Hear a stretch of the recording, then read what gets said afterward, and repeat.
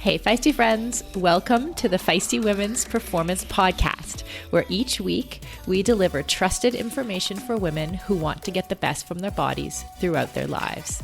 Learn to feel and perform your best through our 4 pillars of performance: physiology, nutrition, mental health, and culture. I'm your host, Sarah Gross, and this is a Feisty Media production.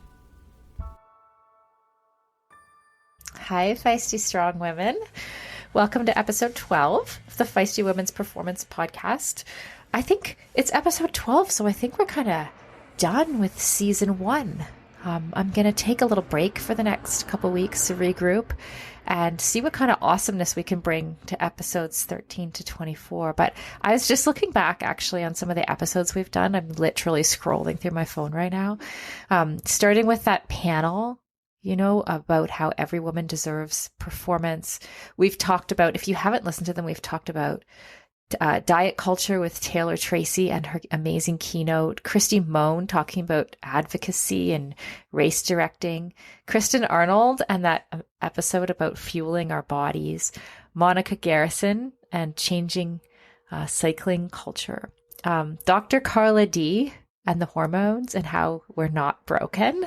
I love that.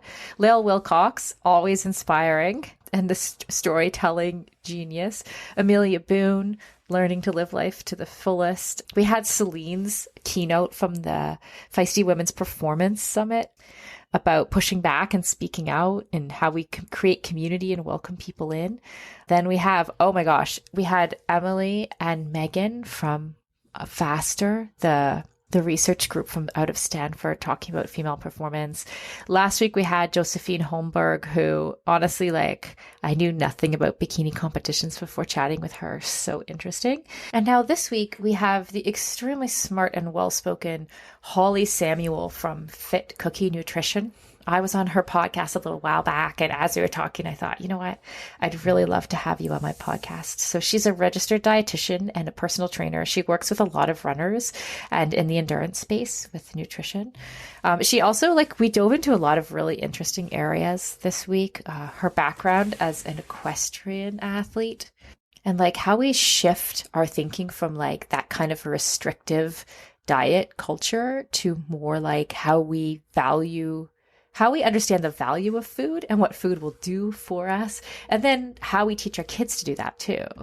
I also asked Holly about her own entrepreneurship because she's built quite a big brand with Fit Cookie Nutrition during the pandemic as well. So I was interested in how she manages her time and keeps on top of all the reels and podcasting and all the things, that entrepreneurs do nowadays. So that was interesting too. And then also she gives me some advice about managing stress through food too, which I hadn't heard before. So I do hope you will all enjoy this conversation as much as I did. On with the show.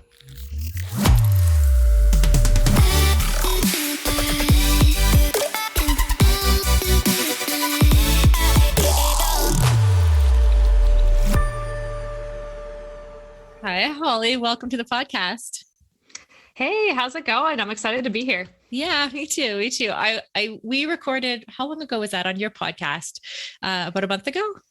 I think so. Yeah. Time flies. I felt like it was still more wintry out. So it was probably a month ago. Yeah. That's why I said a month, not because it feels like a month, but because of that, the passage of time is a bit blurry still. Yeah, seriously.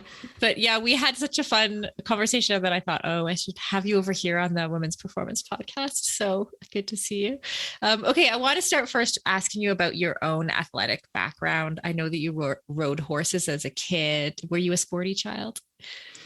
Yeah. So identifying myself as a sporty child, I know we talked about self-identification on my episode with you too. I don't know, I wouldn't have identified myself as a sporty kid, but at the same time, I did kind of start to identify, I think, more as an athlete, the more serious I got at the equestrian sport with horses. Mm-hmm. But I thinking of that, I played soccer, probably until I was maybe 8 or 9. Probably until the time I got my first pony. And then, I was always the soccer kid on the field who was I hate confrontation. If I have the ball, everyone's running at me. definitely didn't like that. Got to get rid of the ball and like would just give it up. So thinking of myself as like a team sport, gym sporty kid was definitely not something I necessarily would have said. But yeah, I grew up riding horses, and that was definitely something I was super good at. I competed through high school and college and at a national level, and kind of started to do it like semi-professionally after college. And then kind of my career took over. I burned out from the sport a little bit, which is a shame. But then I started running. So that's kind of how I fell into the endurance world, was probably partway through college. But until then, all like my sportiness was pretty much always at the barn. Right. And what kind of equestrian sports did you do?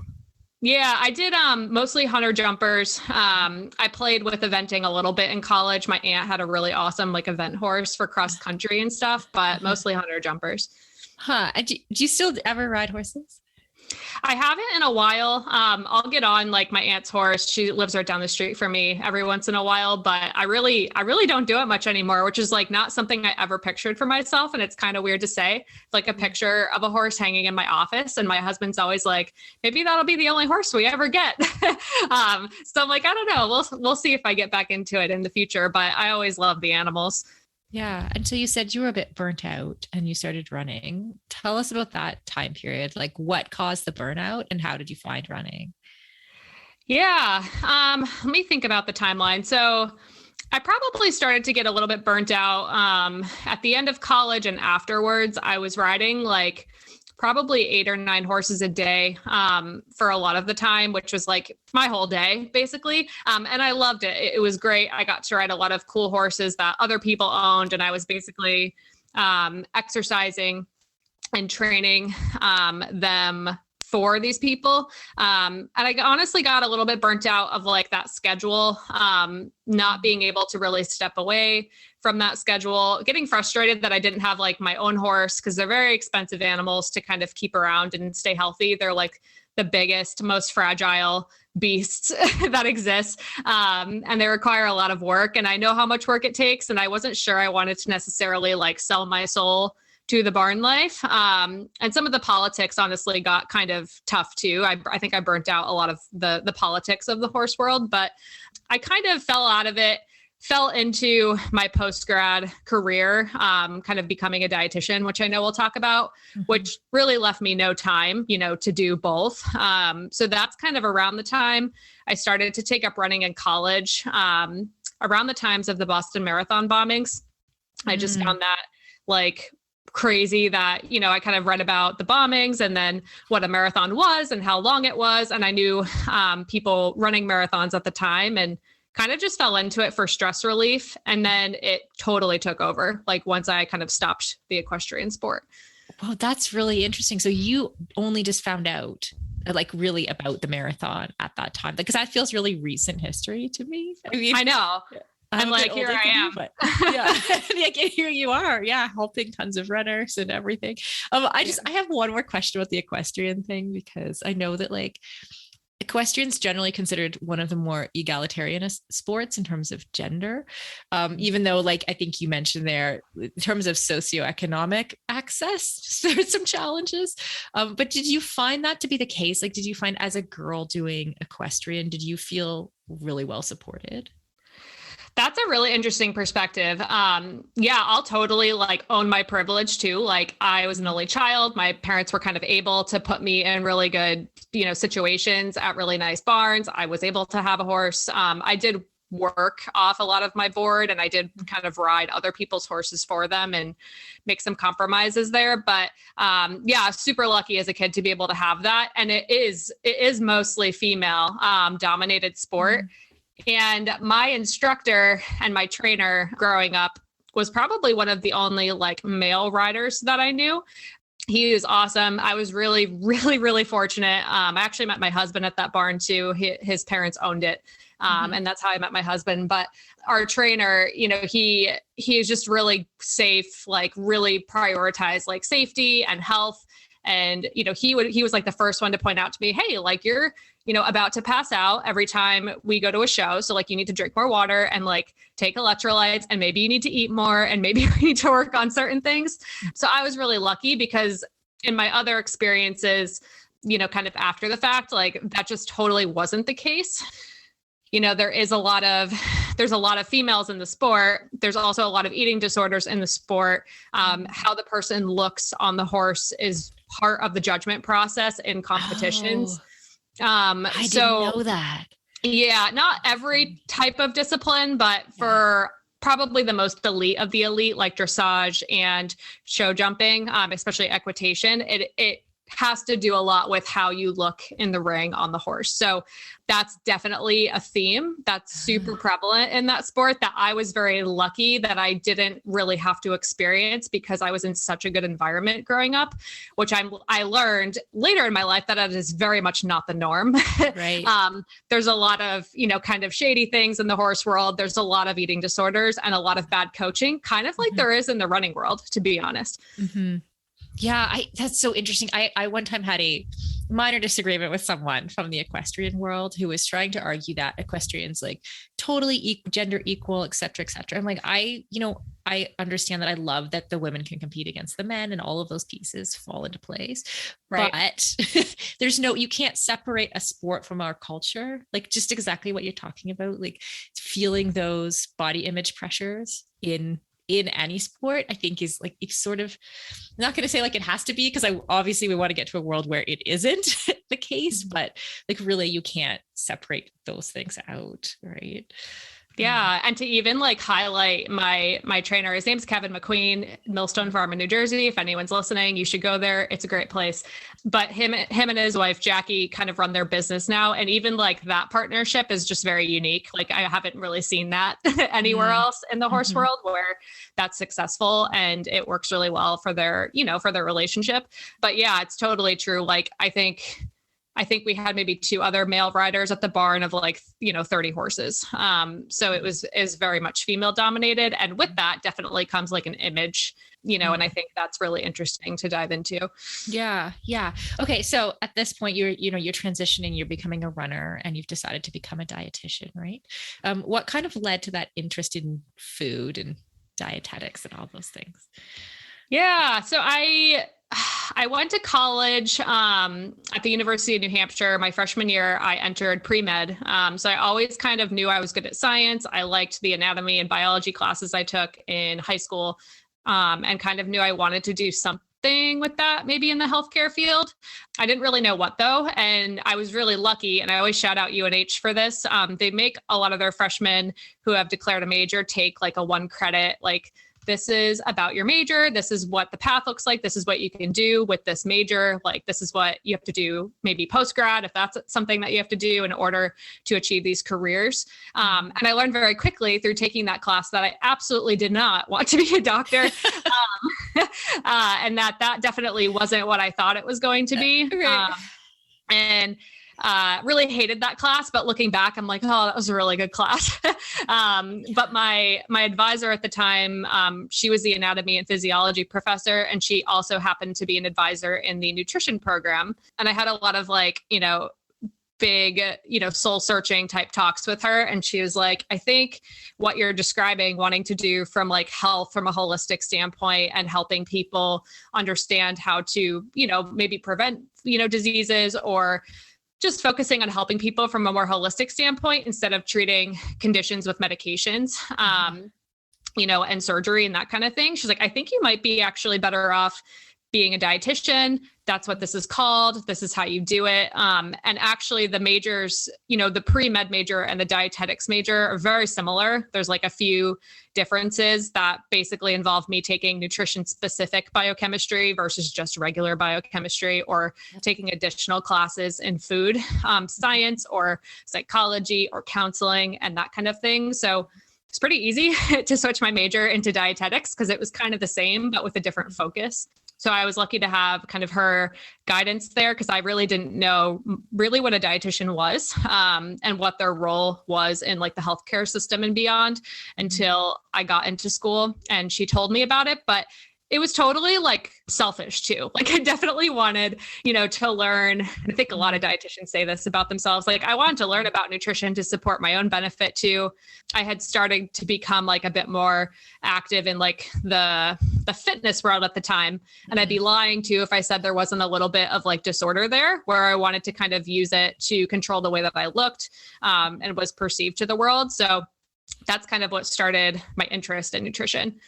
Yeah, interesting. So would you ever say that you got to the point of having an eating disorder, or were you like just kind of, because I asked this question for myself too, so I could answer it too, or was it just kind of like some feeling the pressures and some disorder type thinking? I think when I got to college, and like my parents can say this about me too, like I definitely was a very like anxious perfectionist. Like it was the perfect storm kind of situation through high school. I was top of my class, and I got to college and it was all different. And I'm an only child and I was away from home. And I was definitely super anxious, and I didn't have like that barn outlet as much anymore. So my schedule looked different. And I think like the anxiety component is what kind of caused some of the disordered eating to happen. I wouldn't say that I had like I definitely didn't have a diagnosed eating disorder. I know a lot of them go undiagnosed though, now that I'm in practice, but I would say I had disordered eating tendencies and like compulsive exercise tendencies for sure. And I think a lot of it had to do more rooted with like anxiety. And that was definitely triggered by that transition. But once I honestly, that's kind of when running came into my life. It first came into my life as a way to like manage stress and maybe also control the way that I looked. And then once I got into it, it just turned into so much more than that. And was definitely like a pivotal moment in that side of me. Yeah, it sounds like, from what you're describing, it sounds like you just learned a ton of stuff in a short time. Like, there's some people who like really go through that whole journey you just described, but in decades, right? But like what I'm hearing you say is that like, you recognized like disordered patterns in yourself and were able to shift and use running for stress relief. And I think that's great. What led you to, because you have a master's also, right, in health education? I do. And with an eating disorder focus, is that where that kind of like that interest came from? Actually, it came a little bit later. It was interesting too. I had a friend my freshman year who actually ended up having to pause her college career because she had to go into eating disorder treatment. And that definitely, I think, was something I saw while I was like learning all the things that I was like, oh, like, I don't want that to happen to me. Like I see how that could happen so easily with the perfect storm, and kind of what the prognosis is of that is really, it's just a really challenging road. So, yeah, I think I was definitely the type of person where I think I identified myself as an athlete pretty quickly. And that really helped me be like, well, I don't have time for this like restriction nonsense. Like I want to run faster. So how do I do that? Oh, I got to feel my body. Okay. Like I'll do that. So it was definitely an ever growing process. But once I did become a dietitian and I was counseling people in a one-on-one setting, I learned pretty quickly that a lot of people don't have a good relationship with food. In fact, I rarely met people who did have a good relationship with food. So that's kind of what sparked my wanting to learn more about how to help people with that. Because in traditional like dietetics training, there's so much school and there's so much science background. We have to learn so much about like clinical settings and food service settings and community settings that the eating disorder chapter is literally like non-existent basically. So I kind of had to seek out more information on that, which I figured out probably 3 years into my career. Yeah, it's just, this is fascinating. I think that you're right that there's so many people who have that same story where it's like not quite, there's not a clinically diagnosed eating disorder, but like that's certainly my story in high school. I was like we had moved to the Middle East. And I always relate when people say, oh, eating disorders are often about controlling your environment, because I think I kind of like started to restrict my food as a way to control my environment and control what I looked like, and then like there's a missing education piece. And this is what I want to ask you, what you think about it. But like, we didn't learn anything in school about food. And then the first things that I was learning were things that I was finding on the internet about, I guess it was pre-internet. So but they must have been magazines. That's how old I am. They must have been magazines. Yeah. Like learning about terrible. Yeah. Like diet culture. So like I'm looking at like, before I even understand how like nutrients are sustaining my body, right? I'm learning about like how to control calories so that I can look a certain way or have a less body fat percentage or whatever. Like that just seems crazy to me. So like, how do you think we can change that culture for our kids? Oh my gosh. Yeah. I think, That was a big thing. I was trying to reflect on this the other day with someone, like what we learn in like health class, like in elementary, middle, and high school, and I remember learning things like, my plate or the food pyramid and eat more vegetables. And again, like a lot of it, I think is taught. It depends on the teacher, but it's also just the curriculum sent from like, the USDA or the government. It's kind of taught even from more of a restrictive lens these days, especially because, we always talk about, like America has like an obesity problem. It's the obesity epidemic. I've even heard it called. So I think like a lot of what we see from, even like the medical field can be through a very restrictive, not helpful lens. And then what we see through like the media and the fitness magazines and the celebrity magazines and like those types of things are all about appearance. So we kind of seem to have this value as a culture on like thinness and of course whiteness and like a certain appearance. So anything that challenges that is automatically like wrong. And I mean, even the dietetics field, kind of similar to the horse field, it's white and it's female. Like it's predominantly white and it's predominantly female. It's definitely, a very like, it's a privilege to be able to go through the schooling to acquire these credentials, and it's not totally accessible for everyone. So that does limit who is able to become, a dietitian, even though it shouldn't be the case. So that we also have the same value represented in the people who are dietitians. They're white, they're female, and they're thin. Like I'll be the first to acknowledge that. It's exactly what I am. So it's definitely interesting to observe that. And I think that's something that I noticed in a lot of, healthcare settings was, well, just because someone is not, white or thin or whatever, it doesn't mean that they can't have a bad relationship with food. I had that experience, but it doesn't mean that you have to look like me to have that experience, right? Like, in fact, they probably maybe have more of trouble with it because they don't, represent that thin ideal. So kind of a soapbox topic, but I think in terms of teaching our kids better, I think the more we can just put all foods on a level playing field, be able to describe the nutritional value or just the value that they provide to us, not the moral value, but like, hey, this food is going to make your eyes stronger, or, this food tastes really good and, it might make you feel good inside, or, this food might make your bones stronger. And the more we can just kind of educate about what each food can do for us, and that it doesn't have to have such like an emotionally charged moral value over what we're going to look like if we eat that food. I think that can be a really good step in the right direction. So it's just not taught through like this restrictive lens. For decades, running shoes have been researched, tested, and designed for men. Brands have relied on the shrink it and pink it approach to sell male shoes to female customers. That's why we are so excited to be working with Hedas. Hedas designs athletic footwear for women that elevates performance, safety, and style.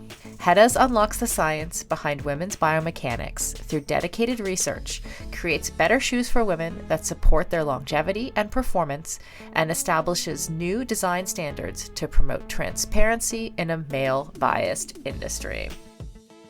Hedas have a lower ankle collar to reduce rubbing, a breathable mesh toe box to allow for ventilation and to allow for female toe shape, a special kind of plate in the midsole to keep tired legs going, a narrow heel cup to reduce heel slippage and take the pressure off our Achilles, and a rounded instep to create a snug fit.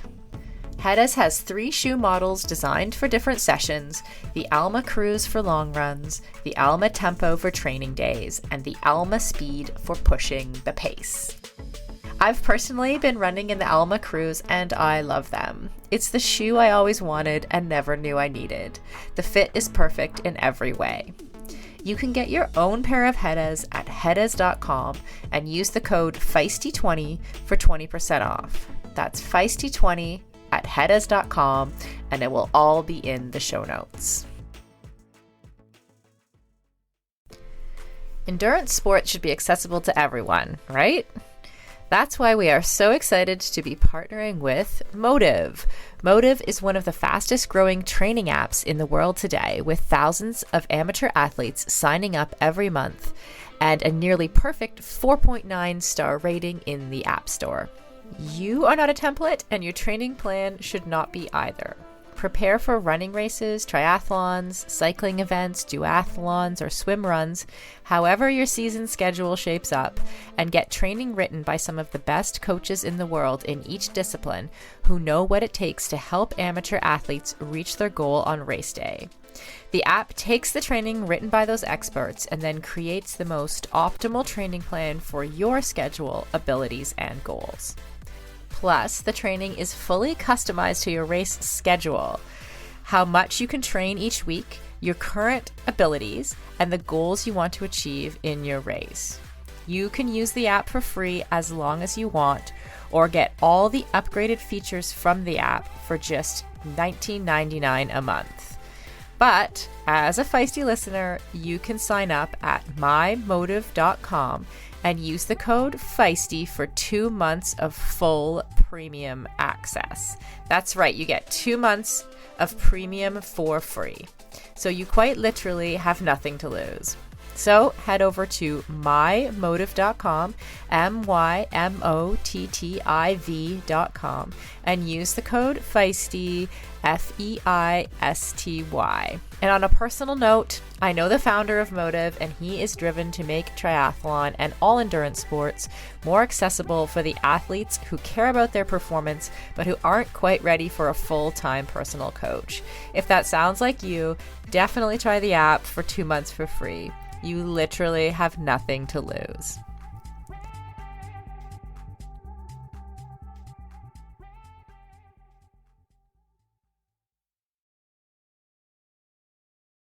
Okay, so now, like in your work as a dietitian now, what do you see as some of the most like common challenges for active women too, or for the runners that you work with and other athletes?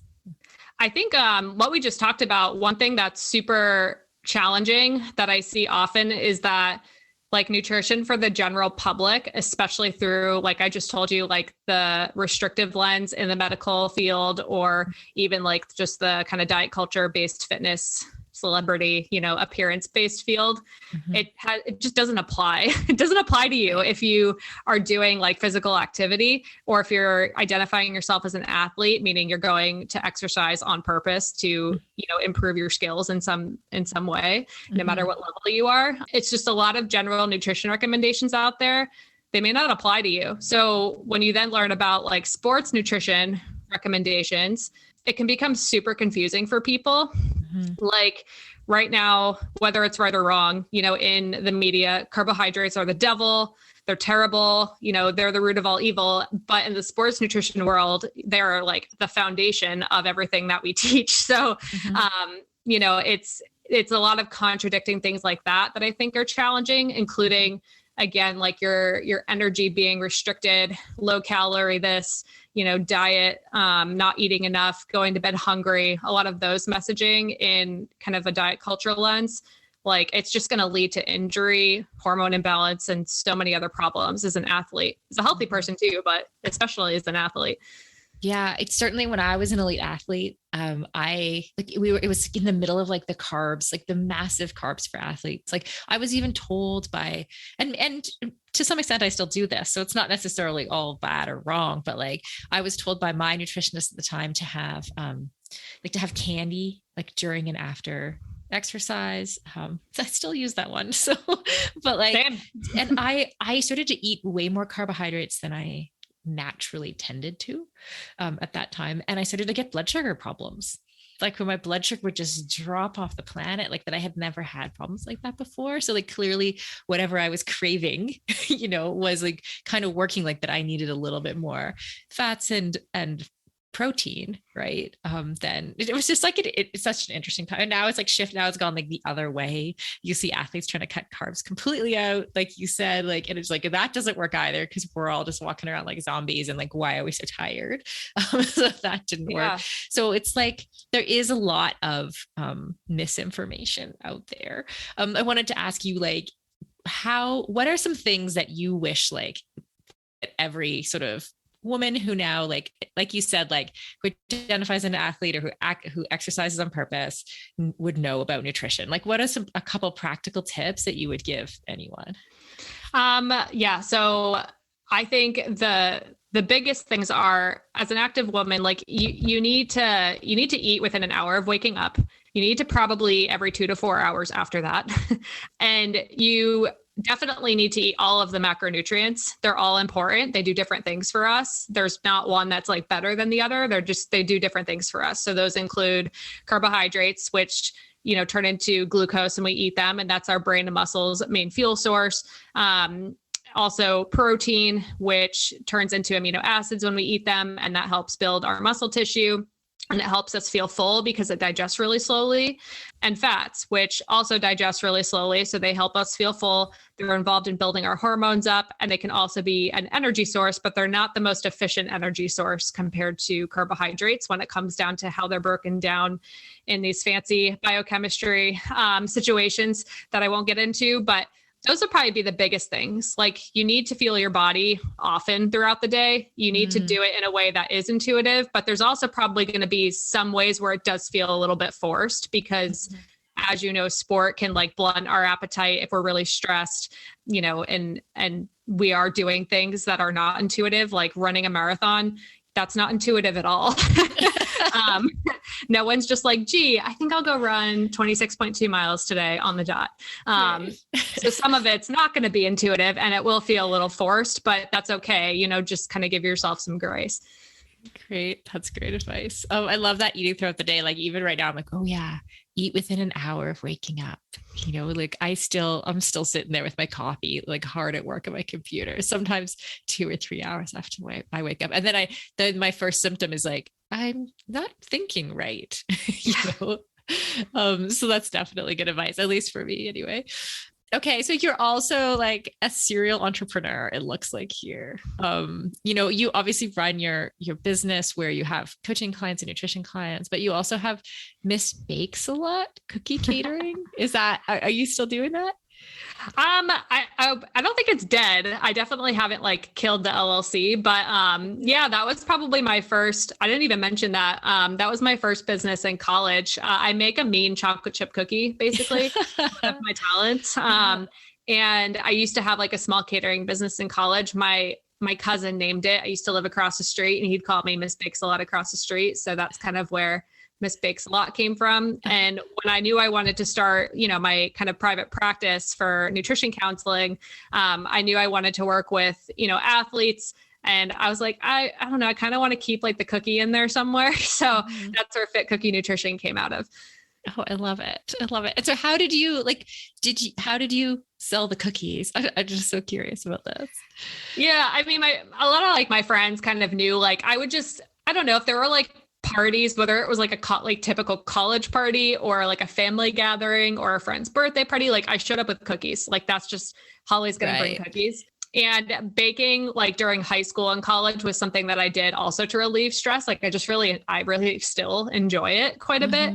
So that's kind of where that came from. And I had a lot of time. I had a lot of stress to manage. So I had a lot of time to perfect my cookie recipe with all the baking that I did. And people were like, you could sell these, like, you know, in college, like if people just want some cookies in the middle of the night, like you could probably sell these. So I just started doing it like through word of mouth, and it was super small and just on the side, but it was a ton of fun.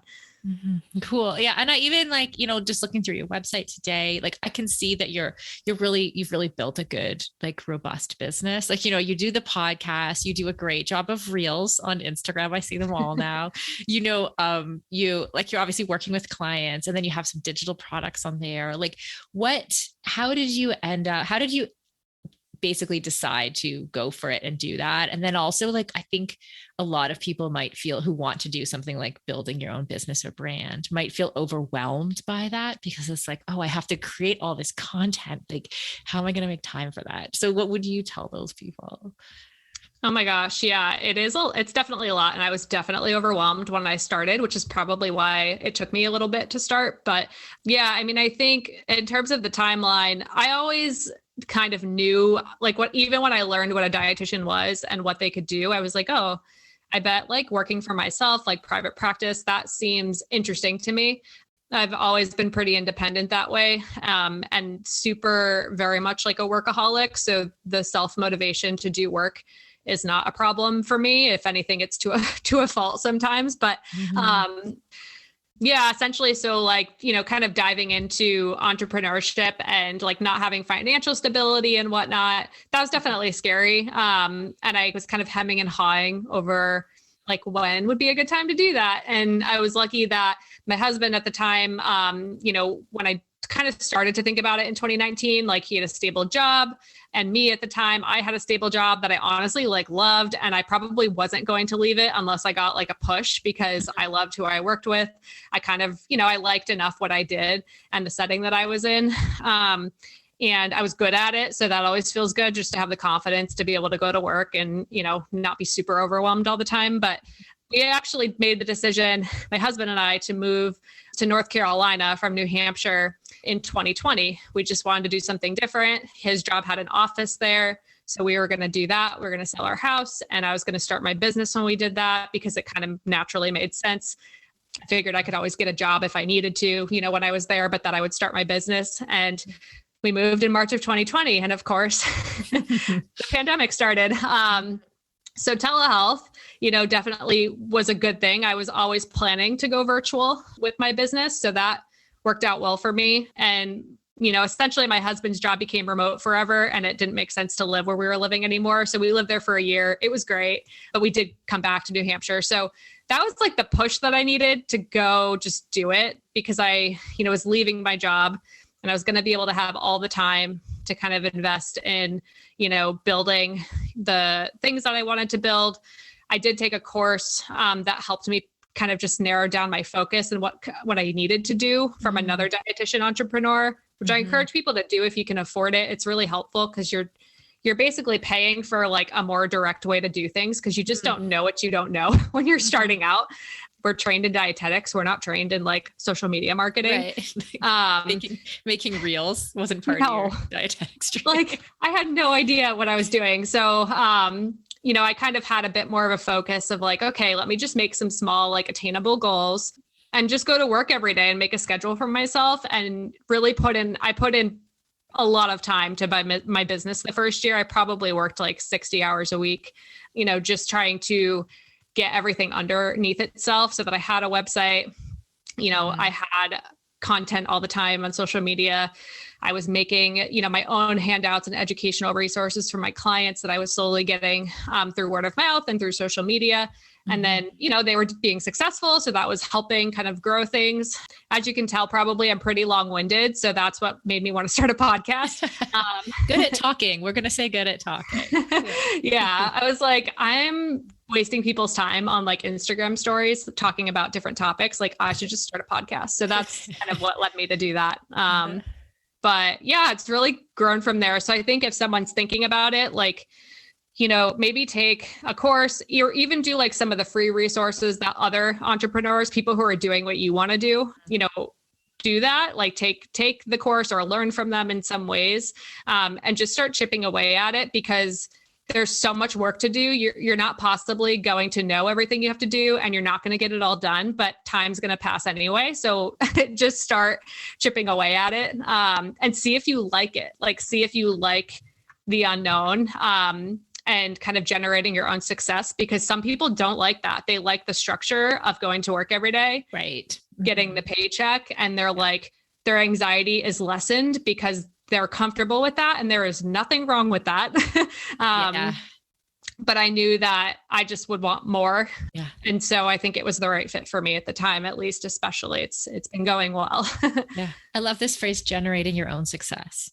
Whether you like that or not. Like, I think that that's so, even with my own company right now, like we're about 10 or so people now. And like, it's about, now it's the place where figuring out how people, helping people figure that out for themselves. So like, who do we need to help create the best structure for in their job? Right. Whereas who will thrive being entrepreneurial within their own job. Right. So it's a question like I think about a lot. And I think it's really important what you just said too, to acknowledge like both, and like, it's okay. It's okay if you like, it's okay no matter how you are and how much structure you need, but you need to figure out how to help yourself thrive in your job in that way too. Like, how many fail safes do I need? And if you don't want to take all the risks involved in creating your own business, then don't. Like, that's totally fine. Being a number 2 or a number 3 is a really great choice too, you know?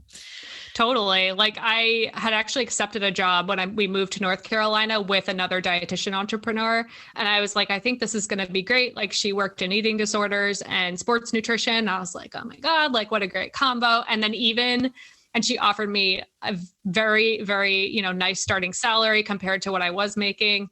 And it was so safe and so structured, and it made all the sense. But I ended up turning it down. I was like, hey, look, I really like you. And I just can't picture myself not being an entrepreneur, and I don't want to leave you hanging. Like, I don't want to do that. So I was like, I think I'm going to go do this thing. And she like encouraged me and was super great about it. But it was wild. Like, that kind of showed me, because I was going to accept it. It made perfect sense. But part of me was just like, oh, but like, you're going to not be happy. Like, you're still going to want to go do your own thing. So I think if that's you, like, you just got to go try it. Yeah, totally. I had that experience the opposite way. Like, during the pandemic, like, we were working with someone who, like, you know, we had a great working relationship. I loved what she did, what she was about, and the content she was creating. But I also was like, I just feel like she has this entrepreneurial buzz in her. Like, she needs to go do her own thing. Right. And so like, it's just like letting that go. As amazing as she was, I was like, we could build a great business together, but that's like, if someone needs to do that, they need to do that. For sure. Totally. I do have one last question for you from your a dietetics perspective, or even an exercise and dietetics perspective. Like, do you have strategies related to coping with stress? Like, I know like exercising, you know, broadly is a good way to cope with stress, but are there other things I could eat or things I could not eat? Yeah, I think a couple things. So, and with a lot of the clients I work with, like, they're kind of similar where they're pretty motivated people. Like, you know, they figured out the whole exercise for stress relief thing. And actually sometimes we need to have other coping mechanisms too. Right. So, yeah. Like, cause it comes up, right? Like, if you can't run, if you're injured, or, you know, if you have so many things going on in the day that you, for some reason, can't fit it in. So I think and I've learned this myself because I am that way. But I think having other things to manage stress is super hard to figure out, but it's really helpful. So like, I know for myself, obviously I do my exercise. I think I have a much better relationship with it now from it's not my only coping mechanism for stress like it used to be, but I also like to read. You know, I like to kind of disconnect from social media if I can. I think we're not meant to have that constant, like, this is what people are presenting as their highlight of the day, going in the back of our brains. So I think even disconnecting from that. And for me, like, I follow a lot of people because I learn from them. And we don't need to learn all the time either. That's something I'm learning, is that, you know, it's okay to just kind of be and not need to like learn all the things all the time, because that's really stressful. From a nutrition perspective, one, eating enough is going to essentially support the caveman part of your brain that gives us more anxiety when we're not eating enough. Not eating enough, you know, whether it's just acutely, like you're just starting to get hungry because it's been a few hours since you last ate, or chronically, you know, if our blood sugar is starting to get low, you know, that kind of signals that part of our brain to be like, you know, stress, go eat something. So eating enough in general can actually help us just be less stressed out. And again, I really push this with a lot of my clients, and it's really hard for people to hear, but if you are able to, please, please, please have water and food within an hour of waking up before you reach for caffeine. It will kind of allow your day to start on, you know, a more nourished level. You're going to be more hydrated. Your gut's going to be happy about that. And you're going to have food, which is what actually gives us energy, versus like a stimulant, which blunts our appetite, you know, but like makes our blood sugar crash and doesn't really give us energy. It only does like in the moment. So that's definitely a pattern that if people can try like one thing, and I know it's like really hard if you love and I love my cup of coffee in the morning, but like I gotta have water and food first. Otherwise, like I'm not going to be as good of a person later in the day, or I'll get overwhelmed more easily. Yeah. What do you eat in the morning? I personally, it kind of depends on if I'm running or not. If I'm going to run like earlier in the morning, I'll have something small before my run, like a gel or like a piece of toast or something like that. But my favorite like breakfast, if I have a while or if I'm not running, is I just really like oatmeal. It's like my thing. Like I like oats with like berries and peanut butter and flaxseed. And I really like iced coffee. That's like one of my favorite things too. But I like having that definitely with food. But that's probably my go-to breakfast. Okay, I'm gonna do it. I'm gonna eat before, which means I'm gonna be getting up straight to the water and snack, and then have my coffee. Yeah. And like, it doesn't have to be like a huge meal, I tell people, but just having like something in your system before, and some hydration if you can, before you're getting that, caffeine hit can be super helpful for people, especially if you do struggle to eat enough in general, or if you do have kind of like, if you're like a higher anxiety person, or if you find yourself crashing like later in the day, it can be a helpful tip of patterns. Yeah, I definitely struggle to eat in the morning. I think that's very common, and like not doing it is not helping. Exactly. Well, then the coffee blunts your appetite and it makes it harder. Right. Like, yeah, exactly. So I am going to try that. Thank you. I love it. Tell me how it goes. I will. So, okay. If people want to hear more of you talking, Holley, you have your own podcast. Where can they find that? Yeah, if you just want to keep hearing my voice. I have a podcast. It's called the Fit Cookie Nutrition Podcast, and you can find it on pretty much any podcast player, like, Apple, Spotify, Google, those types of things. Cool. And then you have a program coming up, the Strong Runner Academy. Am I right?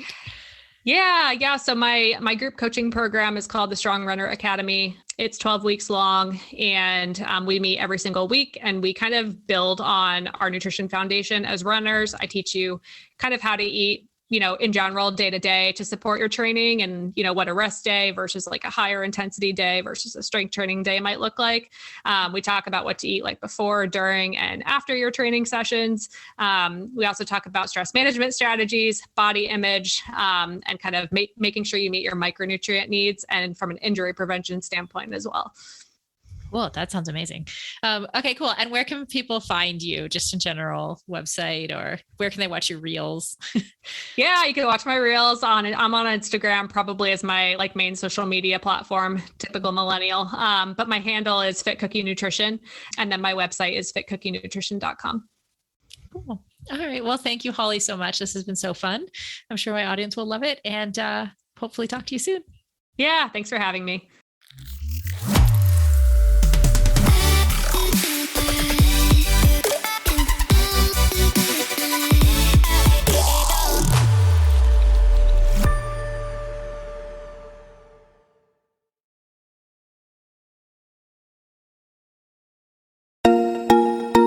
As a lifelong runner and triathlete turned CrossFitter, I am stoked to announce that the athletic eyewear brand Tifosi Optics has joined us as a partner here at Feisty Media. Tifosi sports glasses hit all the marks for athletes. They're shatterproof polybicarbonate, so the lenses not only reduce glare, but also offer scratch resistance, which I 100% need.